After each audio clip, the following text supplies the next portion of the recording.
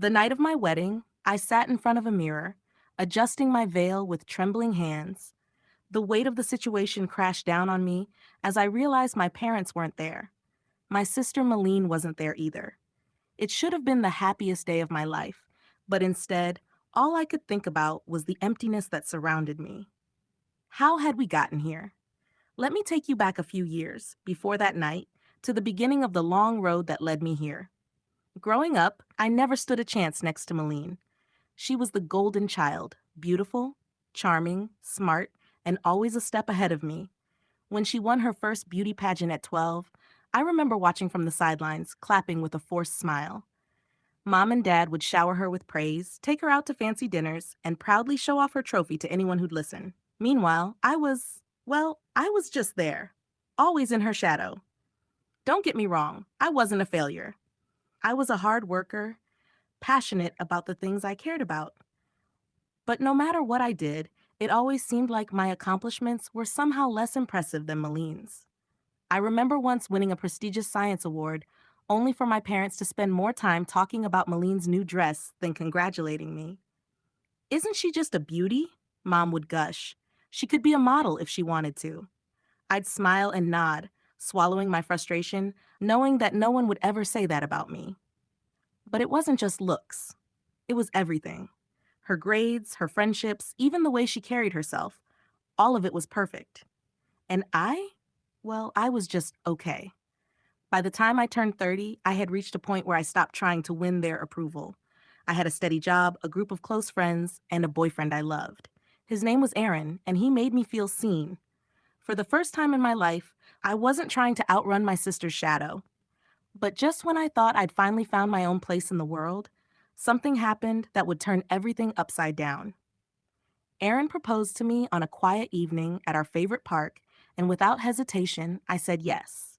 It was perfect. At least it should have been. I could already feel the tension brewing when I told my parents. The moment I mentioned the engagement, their faces went blank. No excitement, no joy, just a stiff, forced smile. They didn't even congratulate me right away. Instead, they quickly shifted the conversation to Malene. "Oh, how wonderful," Dad had said, his voice lacking any real warmth. "But we need to make sure we're on time for Malene's big day. She's been working so hard for her wedding, and we've got a lot of planning to do for her." I blinked, confused. "What do you mean? I'm getting married first." "Well, of course, dear," Mom replied with an air of indifference. "But Malene's wedding is going to be, a bit more of a big deal, isn't it? It's important that we help her make it perfect." A bit more of a big deal? My stomach churned, but I didn't argue.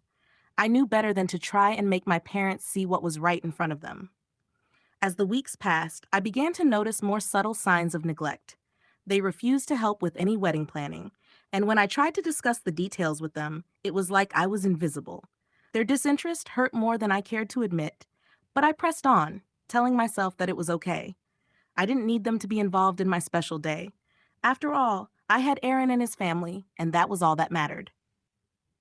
Then came the day of my wedding. I stood there in front of the altar, a sea of friendly faces in the crowd, but no sign of my parents or Malene.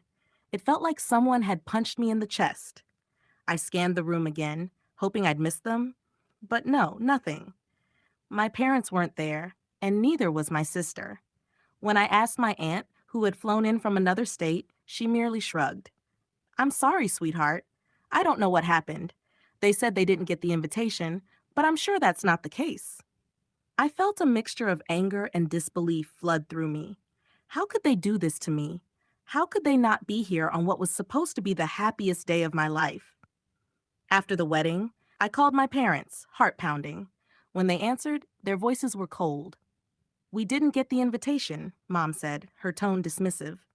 "That's a lie." I shouted before I could stop myself. "I sent it. You had all the details, and I even confirmed with you a week before." "Don't raise your voice at me, Rebecca," Dad snapped. "You've always been like this, always trying to make things about you. You must have done it on purpose, didn't you? You know Malene's wedding is coming up, and you didn't want her to have the attention she deserves." The word stung, but it was the next part that really set me off. "Honestly," Dad continued, I don't even know why you'd expect us to come. We've all been so busy with Maline's preparations. She deserves the best, Rebecca. Don't make us choose between you two. I stood there, dumbfounded, trying to comprehend what I was hearing. My whole life, I had been invisible to them, and this was the final nail in the coffin. But instead of collapsing into the old habits of being the lesser daughter, something inside me snapped. You know what? I'm done, I said, my voice steady despite the anger boiling in my chest. I'm done trying to get your approval. I'm done with the comparisons. And I'm definitely done pretending everything is fine. You've made it clear who your favorite is. You've made it clear where your priorities lie. Don't talk to us like that, my mom hissed, her voice rising. I'm not the problem, I shot back. You are. The silence that followed felt suffocating. I knew they weren't going to change. They never had. But for the first time in my life, I felt free. I didn't need their love or approval. I had Aaron, and I had myself. Malene tried to get in the middle of things, of course. A few days after my confrontation with my parents, I received a string of passive-aggressive texts from her. I don't know why you're making this so hard, Rebecca. We all know how much Mom and Dad care about you. Just not as much as me, obviously, she wrote. I had to laugh. The audacity. Honestly, Malene, I'm not playing your games anymore, I replied.